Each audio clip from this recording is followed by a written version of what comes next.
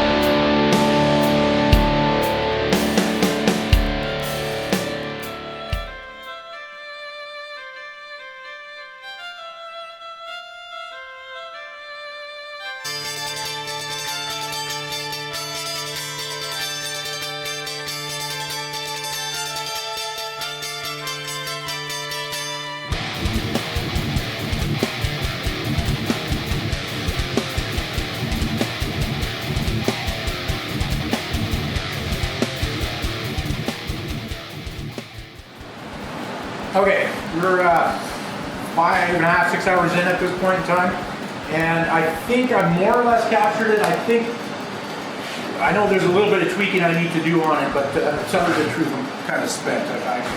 This is very fatiguing mentally to get to this point. It's pretty intense. So what I'm going to do right now is get some gun glue and put it on this. This will darken the whole surface, and then I'm going to quickly buff it up, and that will give us a pretty good comparison as far as the antiquing on the TV version, and I mean, we'll see where we're at. I think I've got the likeness pretty good. The main I need to do a lot more work on, but I'm just, it's wearing me out. So I'm gonna get some gun glue.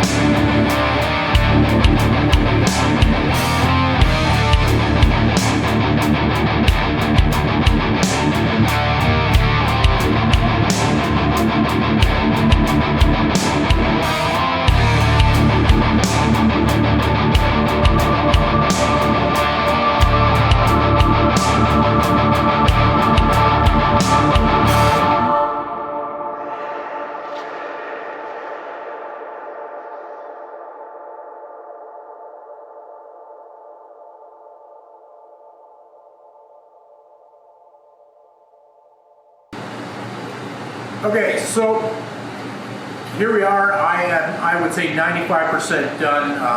I just need to do a little bit more tweaking on it, but I'm kind of burnt out at this point in time.